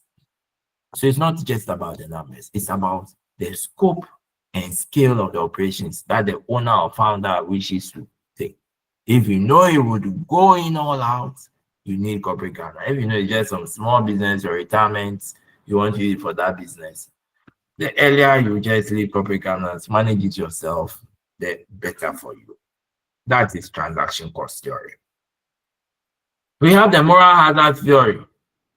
Of course, if you see a corrupt leader, everything else is corrupt. It forms part of what we are discussing in the resource dependency theory. The resource dependency theory talks about where you are taking your resources from. But here it's talking about the leader. If you have managers or leaders who are engaging in corrupt practices, everything else in the organization will be corrupt because they suffer a moral hazard. Leaders can have corporate governance work in the organization, but bad leaders, immoral or somehow immoral leaders would also face things that would repel or be repulsive to corporate governance. In other words, a good leader would have good corporate governance mechanisms working in their favor. A bad leader cannot have any corporate governance mechanism that would operate in a way that is required. We're still going on the theories. Andrew, you are now theorist on this platform, and I love that. The other theory is the political theory. What level of corporate power do you have?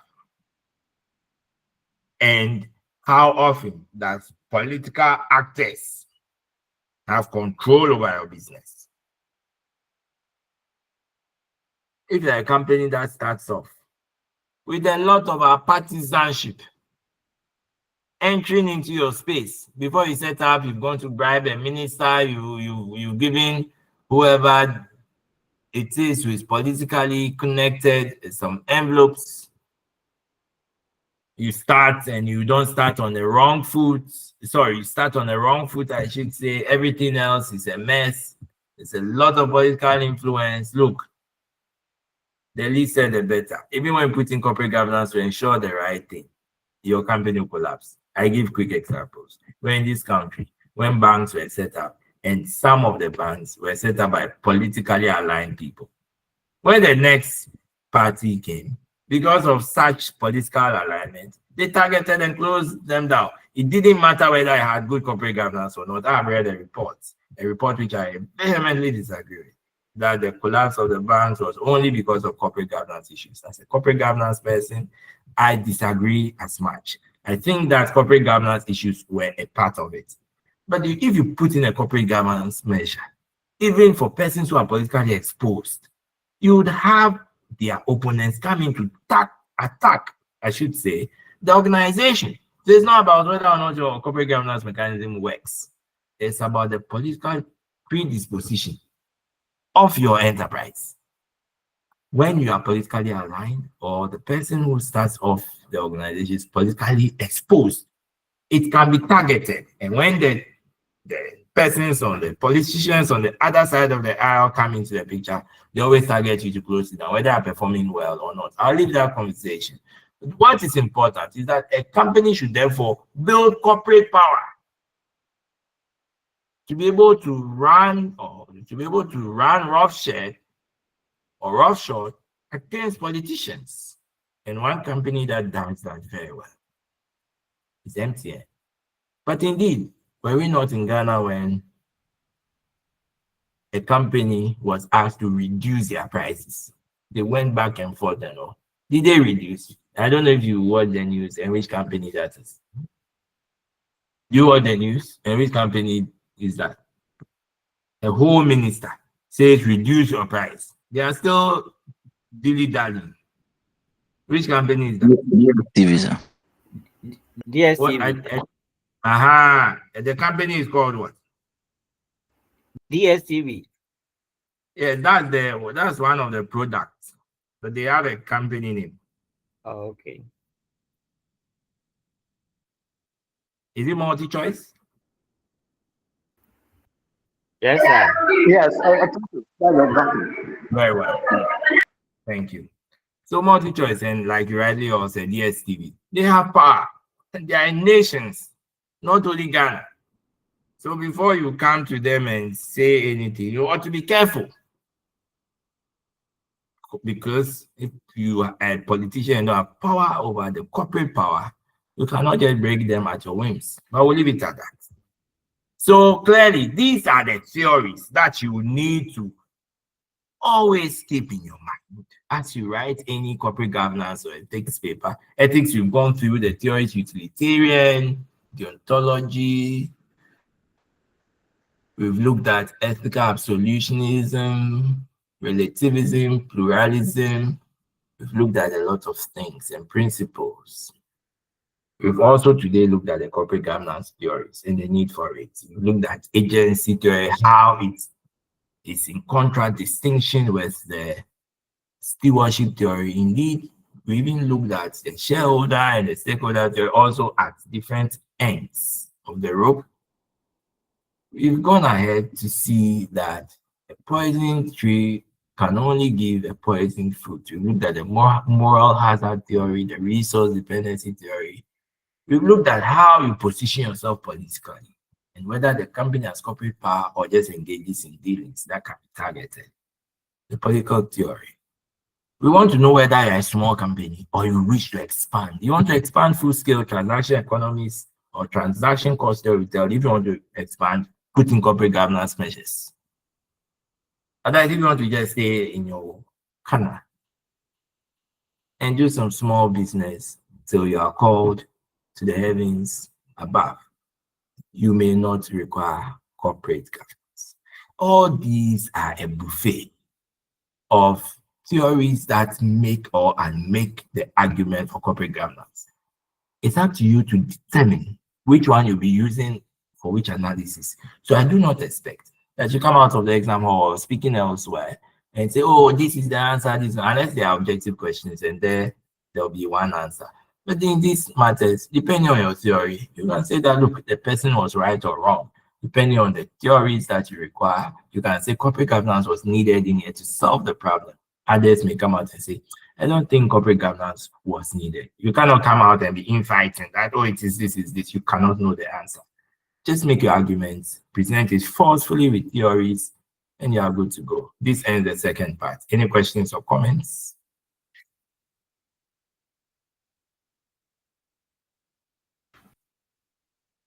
Okay, if there is none, we'll break for 10 minutes. It's 1:45 by my time. We'll come back at 1:55 to take our final class. Thank you very much.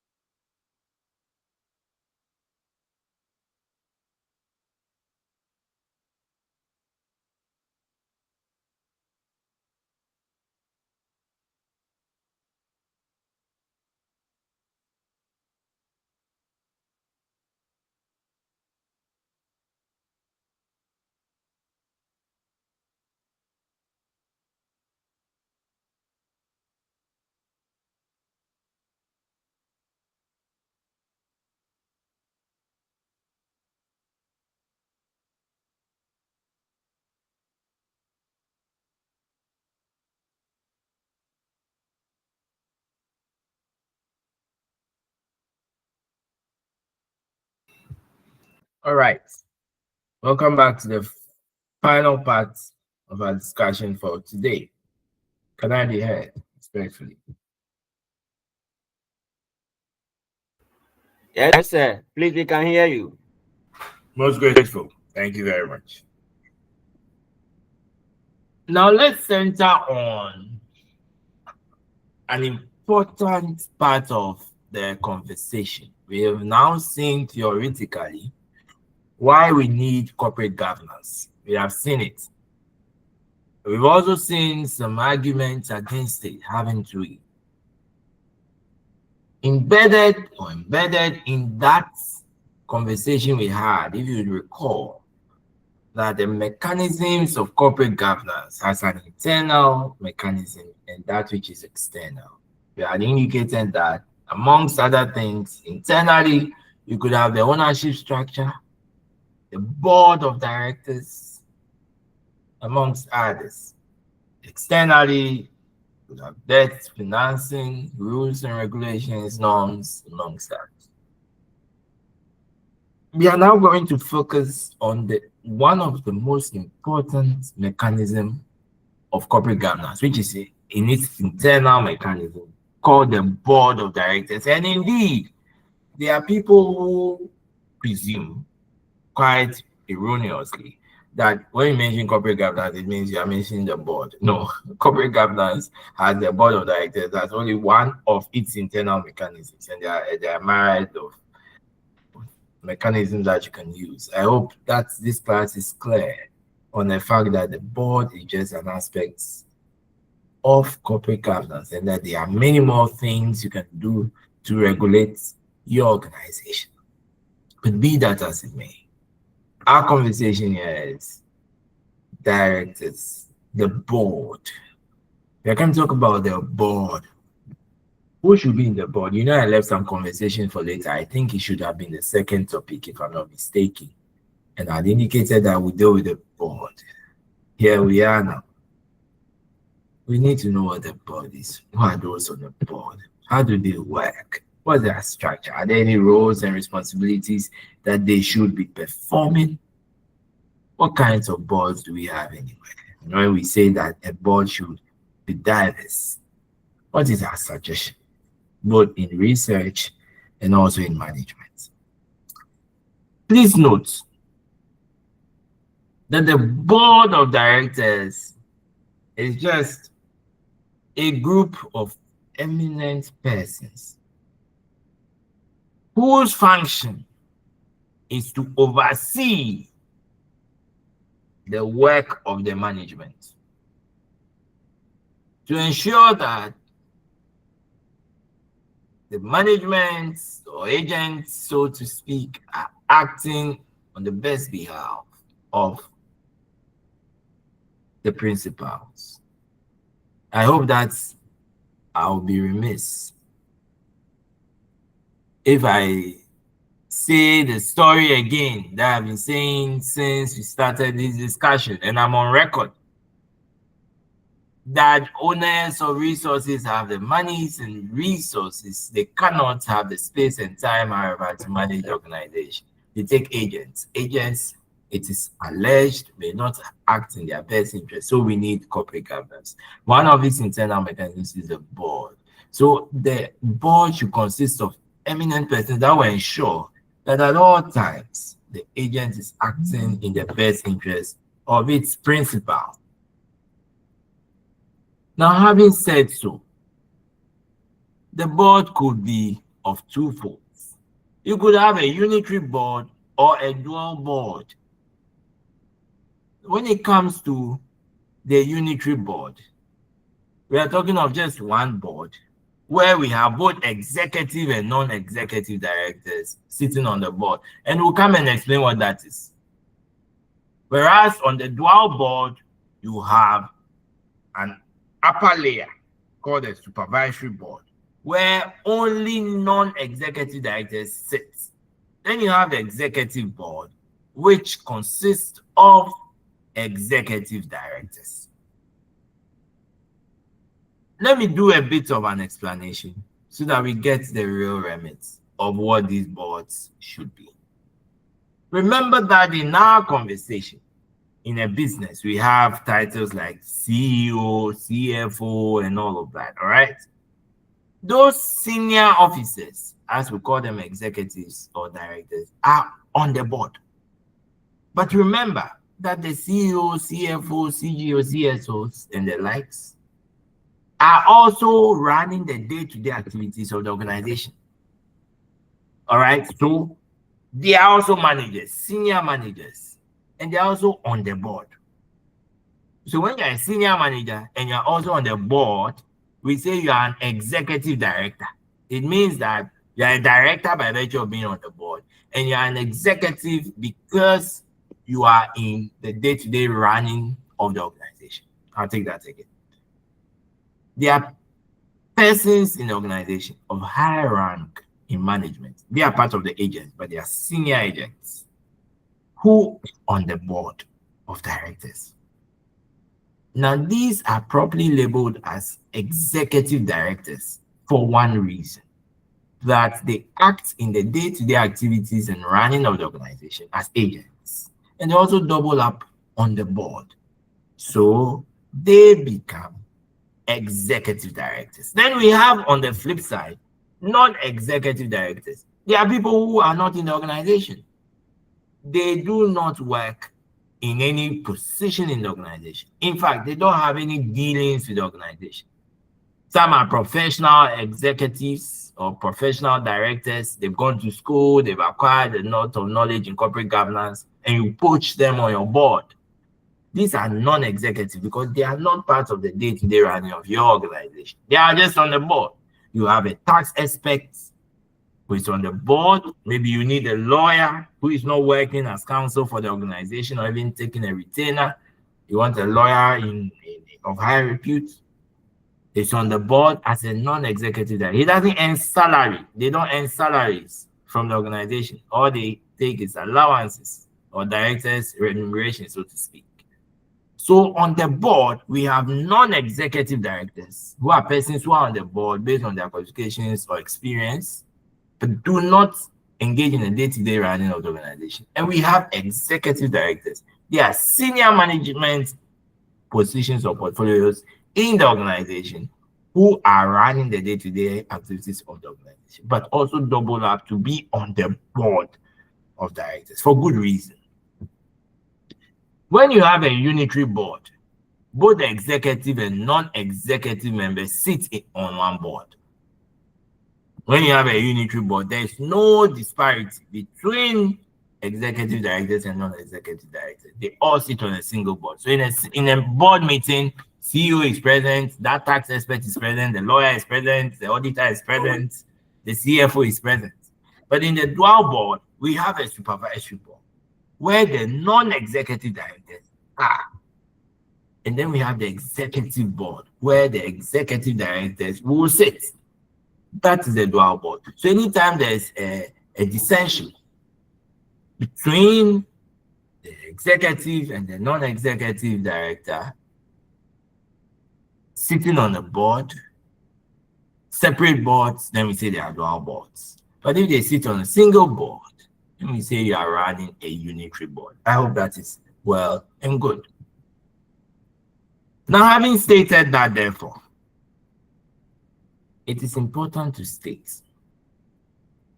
that the board of directors, and you should pay attention to the first point as spoken of, those members on the board, be they non-executive or executive. Now you know who board of directors are. They are sitting there, single or unitary, or they could be dual boards.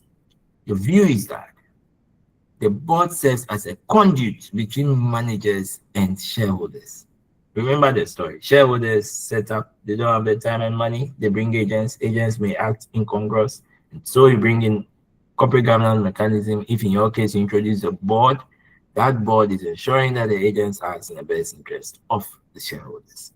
Therefore, the board therefore serves as a conduit between the manager and the shareholders, amongst other things. Now let's see their roles.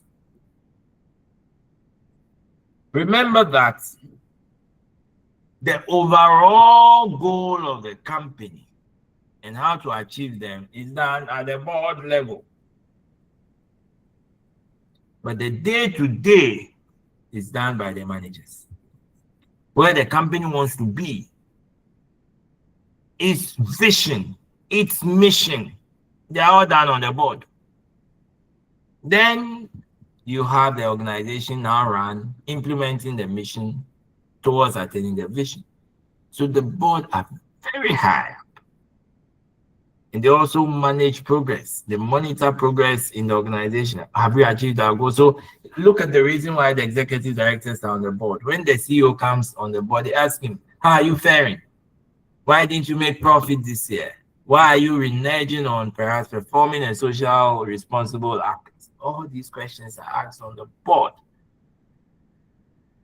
The board also appoints a CEO. That is why in public life, when you're appointed as a CEO and there's no board, we say an acting CEO, because it's only the board that can appoint a CEO.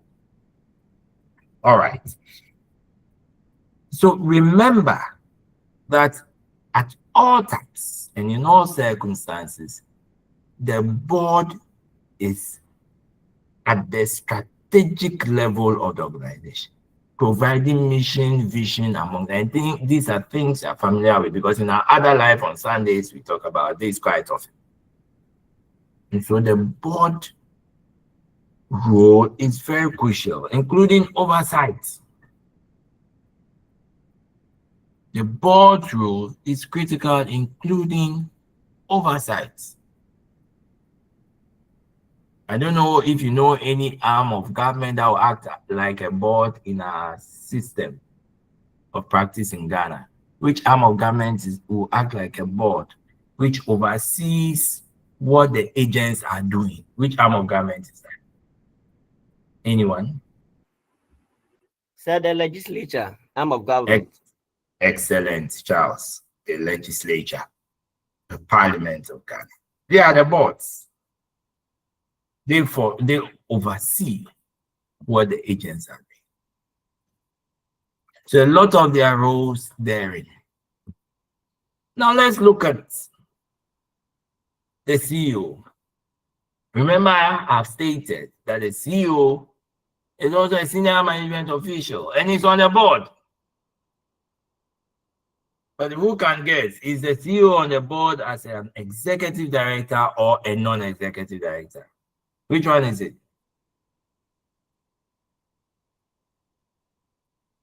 The CEO, is he on the board as an executive director or a non-executive director? Executive director, sir. Thank you, Abdul. Most grateful. Great. So the CEO, remember that the CEO is part of the day-to-day activities and running of the firm or the organization, but he doubles up also on the board, and thereby making him the executive director. But you see, sometimes there are even in public institutions, normally you see the CEO also being the chair of the board. So when you're managing the day-to-day, he's the head. When it comes to the board, which must be the autonomous body that oversees, he is also the head. We call it CEO duality. CEO duality. That, as part of corporate governance, we say it's impermissible. Because you are the CEO and you're not the chair of the board. We argue that the CEO should be a different person from the chairperson of the board. Why do you think we make such a profound argument? Why do we think that we say, or we do not advise, that the CEO should be the chair of the board, and that we call for separation, that the chair should be a different person and the CEO should be different? Why do you think that's a call, and why do you think that should be the case? May I hear of you respectfully?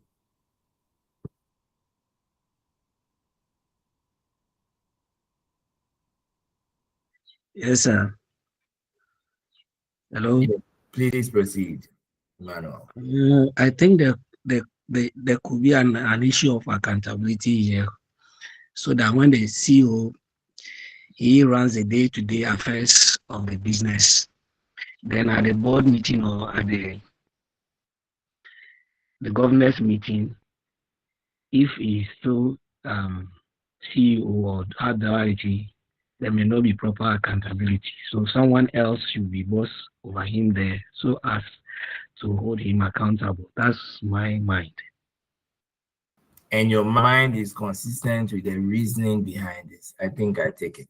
Thank you, Emmanuel. Who is adding any?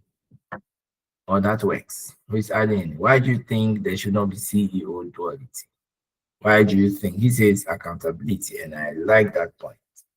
Who else has a reason why the CEO should be separate from the chair of the board?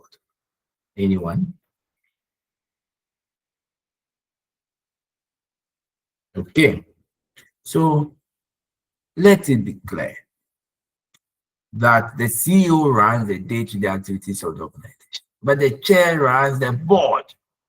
And the board, they do not sit often. They sit infrequently. And therefore, let someone else run the board, which is the board chair, and you run the day-to-day activities of the organization. Like Emmanuel rightly said, and I also concur, if you sit in judgment of your own conduct, then there will not be any effective corporate governance. There must, out of necessity, be such a separation. I've been to a lot of meetings where the CEO is also the chair of the board. In fact, it's a normal phenomenon. And when we go there, the rot that is occasioned by the CEO that you are about to complain about, you go for the meeting, and he's the one with the chair, acting through the company secretary to set down the minutes. And what we'll be doing, you think that that meeting will be ever fruitful? Not at all. But there was another body, we could be able to summon the CEO to speak to us. Why are you engaging in this rot? And would have you scrutinize to the end. But this is that the CEO is the chair. What level of accountability is that? We'll leave that. Again, like I stated, the company secretary is also relevant in here to ensure that whatever is done in the interest of the organization by ensuring that the minutes are prepared, that all annual returns are filed. Remember that this company secretary is not your administrative secretary, you know. Let me repeat. The company secretary, as envisaged by the Companies Act and also by corporate governance teams, are not administrative secretaries. Normally, in these positions, if you read the Companies Act, and these are not my words, they are only available for legal practitioners, lawyers, chartered accountants, professional secretaries of a certain managerial rank. They are senior officers, not administrative secretary, delegators of respect. And so the company secretary also sits on the board and he ensures that a lot of things go right by ensuring compliance to filing notices, ensuring they file their tax returns, write minutes, hold meetings for and on behalf of the chair, and perform other administrative duties. Now, having said so, on the board, now you realize how the board is. You know those who sit on the board, they can be executive and non-executive. We also recommend that the CEO is not the chair of the board. The board does not act alone. The board acts through committees. So when you are now on the board, then we segregate you into committees. So think of Parliament. We have a lot of committees in Parliament. I've acted for an MP in Parliament for so long a time, therefore au fait with matters that operates in Parliament at some very closer level. But indeed and in fact, you would even see through parliamentary life that there are committees of Parliament. legislative committee, subsidiary legislative committee, the health committee, the business committee, amongst others. So the board also has a certain substructure on the board. So that there are matters relating to finance, remuneration, compensation, appointment of CEO, there should be specific committees that should act on it. We do not all come together and decide. Let the committee work on it. And later on, when they are done with their work, they bring the reports for the consumption of the entirety of the board. Now, these are committees because they are specialized in nature. You have the audit committee on the board. You report to him. Normally, a seasoned auditor will be on the board, made up of non-executive directors. They are going to scrutinize the financial statements. You said you made profit. Okay, bring your documents. The audit committee is able to synthesize and say, okay, I feel that this is a true reflection of the conduct of the organization in the year in review. Otherwise, they may reject it. Again, we have the remuneration committee. For them, they set the compensation of the board members and also the executive.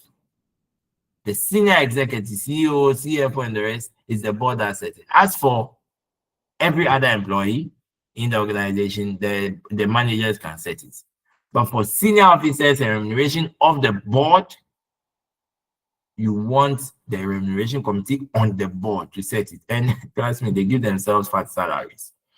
And again, the nomination committee, they have their jurisdiction to choosing of the CEO, who becomes the CEO. They lead the process. And remember, becoming a CEO of an organization can be by application. But however, normally it's done by invitations and recommendations because it's very rare that you can apply for a job as a CEO. It's very rare. You're either recommended or you're taken through an existing line of succession within the organization. But that's their work. They have the risk management committee. The organization wishes to expand. And by doing so, they would engage in some decisions that they may take. Okay, may we go into sugarcane processing? Should we go into mining? Should we go into forestry? Should we go into fishing? You need a committee on the board that would advise strategically. And that's the risk management committee. These are chartered accountants, financial experts, investment scholars, and they're able to look at the situation and say, no, look, when you go into fishing, you can make your first investment only after 10 years. And this is hypothetical. I have no idea of fishing. No school in fishing. I'm very novice, but just for the elaboration. So hypothetically, you can make your returns in 10 years. But however, in mining, it's capital intensive, you could make your returns in a year. So they do that wealth of analysis to feed into the information that would require the board to take firm and fair decisions. I've already stated who non-executive directors are, and therefore I'll not mean stress on that. But what is important is, why do we need them on the board? Why do you think, and this is why I open the floor, why do you think we need non-executive directors on the board? But address me in your answer, who non-executive directors are. And then you now tell me why they are needed on the board. Why shouldn't the board consist of only executive directors? What do we need non-executive directors for? The floor is now open, with great respect.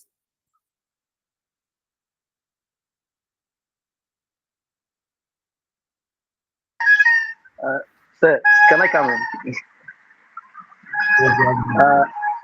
Yeah, non-executive directors are those that the director does are not part of day-to-day running of the business.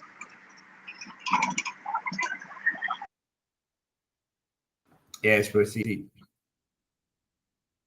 So the reason why a company or an organization needs non-executive to be at the board is that so that you take they will be able to uh, uh, uh, like hold the management accountable, or if there's any issue that concerns the managers in relation to their workers or the employees. The board can hold them accountable, and even if it's if it's a huge that they should be removed or take or also sacked, they can be sacked from the organization. That's good. Very well. Great. Thank you so much, Abdul. Any addition to why he tells us what non-executive directors are, and I agree entirely. And he tells us the need. He says accountability purposes. Do you have a view in addition, colleagues? Hello, sir. Yes, please proceed. Ciao. All right. The non-executive directors usually are appointed by the shareholders, the owners of the company. It's like the agency theory. They are there to supervise the work of the executive directors on the interest of the principal. So they are there. Their role to be there as a non-executive is to supervise the work of the executives or executive directors so that they do the right thing or supervise for the betterment of the shareholders so that they can get best of their dividends at the end of the year. So they are there to supervise or check them. Thank you, sir.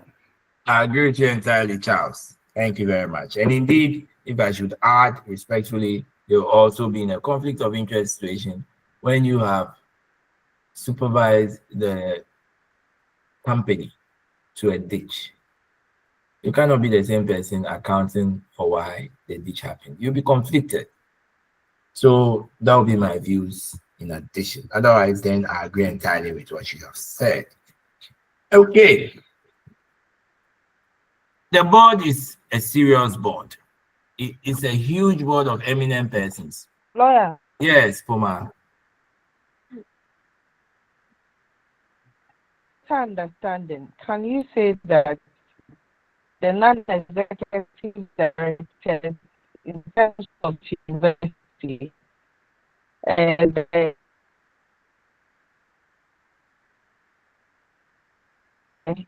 detailed board will be non-executive the Puma, you have to. council, university council.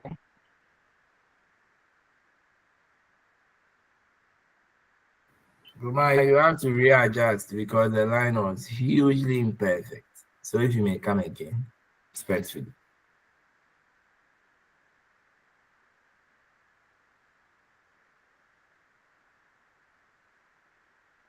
Oh, okay. Is it okay now? Lawyer, please, is it okay? Yes, it appears so. Respectfully.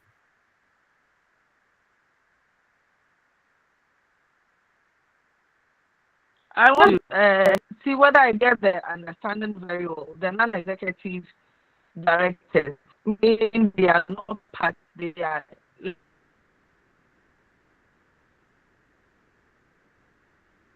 professional people who have been brought to supervise the activities of the company. So in relation to, can you say the GTEC council, the GTEC committee or chair is a non-executive committee where they have a council chair, investing council to look after the universities. I don't know whether I'm making sense here. Yes, you are. And that is exactly what you are saying. So the little I gleaned from what you said is that the non-executive directors are professionals in their own right and do not work day to day. That is what you have said, and I agree. The university have councils, and also they have the vice chancellor who runs day to day. So the vice chancellor is on the council is the board. The vice chancellor is on the council, but it's just a member. They always have council chairs. So that's it. Yes, Puma, that's the menu we are saying or conveying to you. Is that okay, please?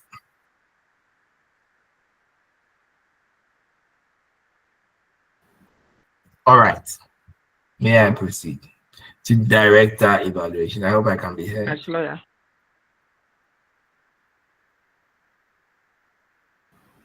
Okay, most grateful. I hope I can be heard in real time.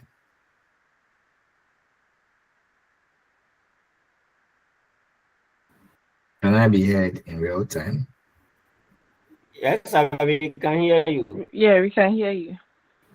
All right, thank you very much. I'm most grateful. Now, you would have these directors are on the board, executive or non-executive.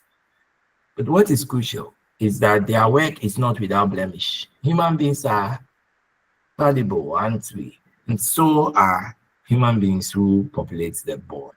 So somehow they go back and peer review themselves. How have we fared? And what are the ways we could improve ourselves? And in fact, some have some number of years that you can always be a director, beyond which you cannot be a non-executive director. Okay, so there are checks and evaluation mechanisms that always come in to aid these directors to evaluate themselves. Indeed, also succession planning. You cannot be a master on the board forever. So at the very least, when you get the opportunity to be on the board, you always want to think of succession planning. Who is taking after me?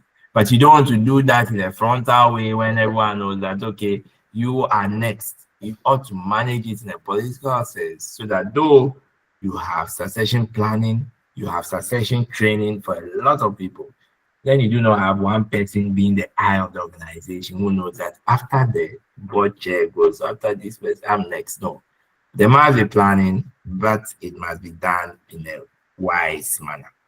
And finally, when it comes to the board and its composition, there's a call for having people from different backgrounds, gender, nationality, ethnicity on the board for good reason. As we are on this platform, some of you are Akans, some Ewe, some Gans, some from the northern part of Ghana, some Muslims, some Christians, some non-religious, some male, some female, some young. Puma says she's old. I don't know how old Puma is, but that will be a matter they're going to decide between Puma and I, who is old. How will determine that? But Puma says she's old, and some of us are young. We leave it at that. There are people who are in the Generation Z era, and some who are millennial. Okay, all these we are different. There's some who are on the page who can speak French. There's some who cannot. There are people who have traveled outside the jurisdiction of Ghana before. There are others who haven't. And so when we have this diversity on the board, it works towards perspectives. It works towards ensuring that there's creativity on the page. There's legitimacy to the group because it doesn't look like, oh, these are only group of men doing their own stuff. It brings a little credence. In fact, a lot of that I should say on the board. So these are the matters as it relates to the board that you would want to agitate your mind as we go through the weekend. Remember that the board of directors is just one substratum of the corporate governance core, but people just mistaking corporate governance to mean the board. It is not. It is more than that. But we have seen how the board operates. I hope that you take it in our strides, read and further read on the things. And again, remember, if you need a copy of the book, and I've stated that this book will be crucial in your exams, written by the lead coordinator of the course, the good Professor Abraham Ansel. I stated that as many as may need it, may reach out on the page and I'll give the number of the teaching assistant to you for honored forwarding to Prof. But anyhow, your goal is to read that book and also the slides to come to a fuller appreciation of what these things mean. On that note, are there any questions? If there are not, we would adjourn our discussion to next week. Any questions, comments, or information?